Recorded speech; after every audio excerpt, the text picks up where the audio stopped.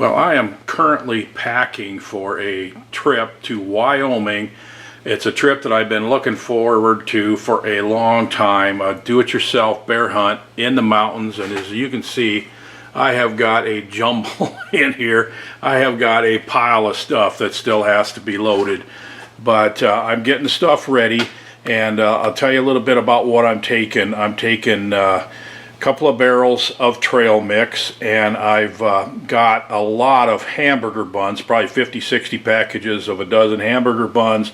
And what I've done with those is put them in 5-gallon buckets, and then I dump some cooking oil in on top of them, and then I let them sit for a while, and then I turn them over so the oil is completely soaked throughout, so it's not sitting in the bottom of the bucket, but it's completely, soaked up into the hamburger buns. And I'm also taking some candies and fruit and stuff, but mostly it'll be trail mix, pastries, and this bread. And I also want to show you, let me walk back here.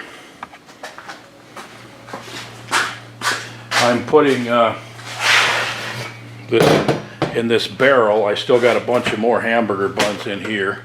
As you can see, that chest freezer, I'm not very good with this selfie stick, but as you can see, that chest freezer is all still full of hamburger buns. This particular big chest freezer here still has a lot of breads and several bags of pastry. So most of that is also going.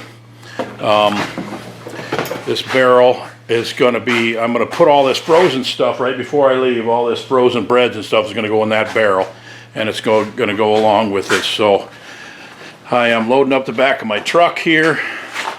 Not only got the bear baiting stuff, but camping stuff as well. That's got to go in there. We're going to be staying in my friend Virgil's wall tent. Now, I invited 2 buddies to go along on this trip.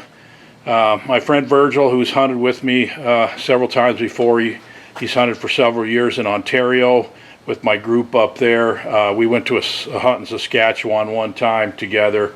Virgil's become a pretty good friend. And my buddy Dave, who is just a guy I know from church, and we've become good friends because we both like to hunt and fish. And Dave shot a bear right here on my home property last year and kind of got hooked on bear hunting. It was his first bear. Lost his wife to cancer right before Christmas last year, and I invited him because, I like him, I enjoy his company, and also I just felt like he really needed something to look forward to. Well, then he found out that he has cancer as well. He just had cancer surgery, removed his thyroid and some lumps and things from his neck, and he's actually got stitches where they removed some cancer from his chest, and he tells me that when we get to camp, I'm going to have to take his stitches out for him. So you got to be tough to be at bear camp. This guy qualifies, I'll tell you what. He's going bear hunting even though he's just went through all this surgery and stuff like that. He's not going to be able to lift much, but I don't mind doing the extra work just to have him along because he's a really good friend and been a good friend for a long time. So I'll show you the trailer here that I'm loading up. So this hunt is going to be on 4-wheelers, and then we're going to be, once we get up into the mountains on the 4-wheelers, then we're going to go ahead and we'll have to carry the barrels and the bait in and so forth.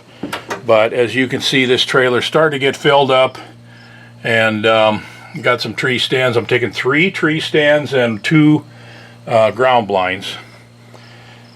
So it's going to be a lot of fun. I'm going to be doing several posts on this. We'll definitely show you some trail camera pictures and talk to you a lot about how we're analyzing where we're going to put the baits and so forth. I've spent a lot of time online on Google Earth, and also on base map, marking sites and so forth. We've been able to, it's really weird. Wyoming is really weird in the way that it has the system that you actually claim a section of land, a square mile section of land, and that's your section, and you're the only one that can bait in there.